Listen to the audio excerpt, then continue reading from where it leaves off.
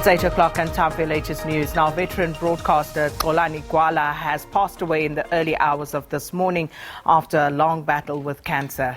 He was 44 years old. Gwala was a former SABC radio and television personality. Seems to me, part of what people are asking are the practical examples. Xolani Gwala's battle with cancer was well documented. It was fever, so I went back and forth to the doctors trying to check what was going on. And the doctors kept saying, it's just a viral infection, the virus is around. Until my wife said, listen, I'm going to take you to hospital now. We went to Morningside, it was a Sunday. And when we got there, they put us in isolation. They were like, temperature is about 40, what's wrong with you? And the following day, then they started doing tests. The whole day, in the evening on Monday, doctor came to my ward and said, listen, I don't even know where to start. And the reason why I don't know where to start is because you are so young. I was 42 then. But unfortunately, I've got to tell you that you've got cancer. And it's not just cancer, it has spread to other parts of your body as well. So it's advanced. And I don't know the rest because, after somebody has said that, you can see that they're talking, but you can't hear what they're saying because your mind is just gone. Boom. Yeah.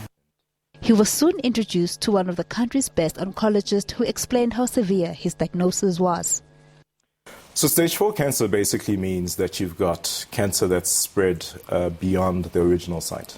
Okay, so if it arises from the colon, for example, as in Xolani's case, and then it spreads to another organ like the liver, then that becomes stage 4 cancer.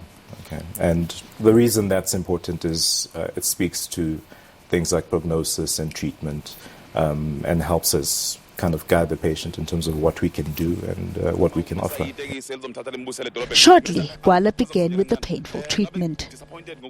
There was more cancer in my liver than there was liver. So you were treating two things essentially. So we started with the colon, then there was an operation for the colon. And then the liver, they operated it in 2 stages. So I had 3 operations in my tummy. So you can explain, though, why the liver had to be resected twice. So the 2 operations in the liver. But then I took about 6 cycles of chemo, which is 12 sessions. And chemo is brutal. Yeah. Chemo is really, really brutal. Gwala's condition also took a toll on his family. You have a young family, you have children that just don't understand why dad is in hospital all the time. So with my father, he came to see me, it was after the first surgery, and I was in ICU, and I guess he just couldn't take it. I think 3 weeks later, he had a massive stroke. He's in a wheelchair today. So it's been very tough on the family. It's been tough on my wife. It's been tough on my mother-in-law who had to leave her house and come and live with us. But they've been an amazing support structure. My brothers, my sisters, everyone has really rallied around us and made sure that they give us all the support that we needed.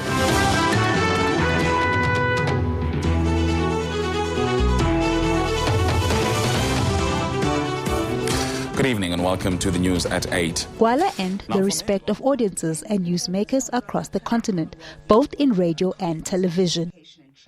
Born in Impendle, a small town outside Pietermaritzburg in KwaZulu-Natal, Gwala began his career on campus radio while doing his public relations diploma, also known as media studies, at the Natal Technikon. Soon after he completed his studies at the Technikon, he began his journalism career as a newsreader on Ukhozi FM, the biggest radio station in the country. My name is Xolani Gwala. He gained popularity as a host of Asikhulume on SABC1. Asikhulume will be selected on several occasions as one of the best talk shows during his time. It was his best articulating and exploring both political issues and current affairs that earned him the love of audiences across the country. Gwala has hosted numerous news and current affairs shows at the public broadcaster. He has also presented the South African version of the international Dragon's Den and recently the afternoon drive on 702 Talk Radio. Gwala was married to former Miss South Africa and now investment banker Pekisu Khumalo, and the couple was blessed with a daughter. After the brave fight with colon cancer, the illness has silenced one of South Africa's distinctive voices of the airwaves, Umphephetwa. Xolani Gwala once said that when the cancer was discovered, his battle with the illness made him to appreciate the gift of life. The one thing that I think I've learned is just to be grateful. I'm grateful for every day that I have, because you just never know what's going to happen tomorrow. Grateful for family, grateful for friends. Don't worry about what happens next. Just be grateful for the now. And I think that's just the most amazing lesson. Just be grateful that you are here in South Africa. Be grateful that you have medical aid. You are able to come here and do the things. Be grateful that you had the doctors that you had. You have the family that you have. The lesson is that be grateful.